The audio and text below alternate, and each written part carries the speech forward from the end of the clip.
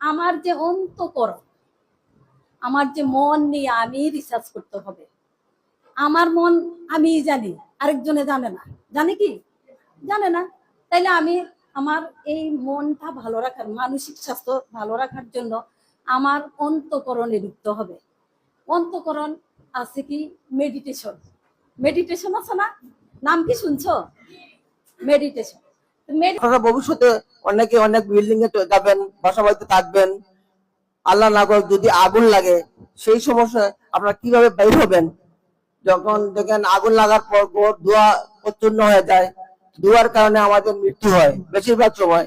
যেমন দেখছেন আপনার গার্মেন্টসে, সেই ধোঁয়ার থেকে বাঁচতে হলে আমাদেরকে প্রথমে আপনারা জানবেন, আপনারা যে ফ্লোরে থাকবেন না কেন সেই ফ্লোরের মাটিতে শুয়ে পড়বেন।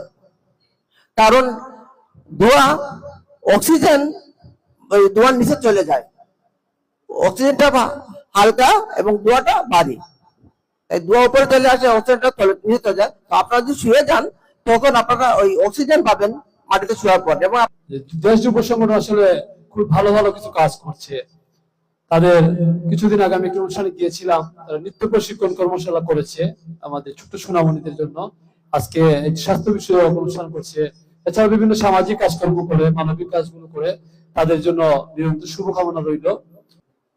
আসলে দেশ যুব সংগঠন ইতিপূর্বে আমি দেখেছি যে বিভিন্ন কর্মসংস্থানমূলক কার্যক্রম নিয়ে কাজ করে যাচ্ছে।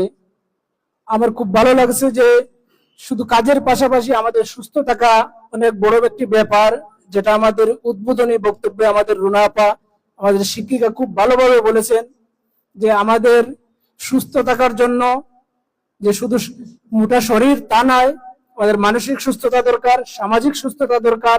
দেশ থিয়েটার আয়োজিত আজকের এই প্রশিক্ষণ কর্মশালা অত্যন্ত গুরুত্বপূর্ণ প্রশিক্ষণ কর্মশালা।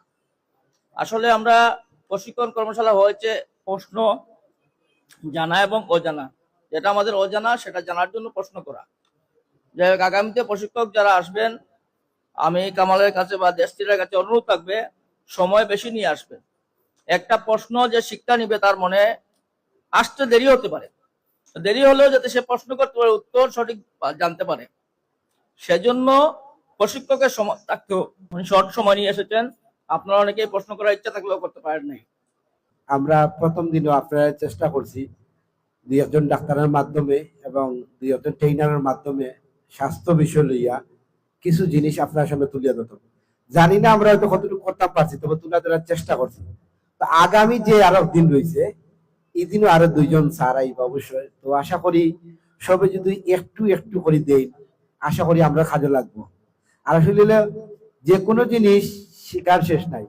আপনি যে কোনো কাজ করুক, যদি আপনি সঠিকভাবে পরিশ্রম করেন এবং আপনার যদি মনোবল থাকে, আপনার যদি ইচ্ছা শক্তি থাকে, যে কোনো কাজ আপনি করতে পারবা। হয়তো একটু সময় লাগবে। তো যাই হোক, আপনারা জানেন যে আমরা যে দেশ যুব সংগঠন, এটা প্রায় 14 বছর, এটা সিলেট জেলা ও বিভাগের ভিতরে এটা শ্রেষ্ঠ একটা মানবিক সংগঠন, যেটার 14 বছর যাবৎ আমরা বাংলাদেশ গণপ্রজাতন্ত্রী সরকারের মাধ্যমে ন্যাশনাল অ্যাওয়ার্ড পাইছি এই সংগঠনে। এবং আমরা বাংলাদেশ প্ল্যান ইন্টারন্যাশনাল, নেদারল্যান্ড এবং জাগো ফাউন্ডেশন, আমেরিকার 3টা বড় সংস্থা আছে, এই সংস্থার লগে আমরা ডিভাইড কাজ করি।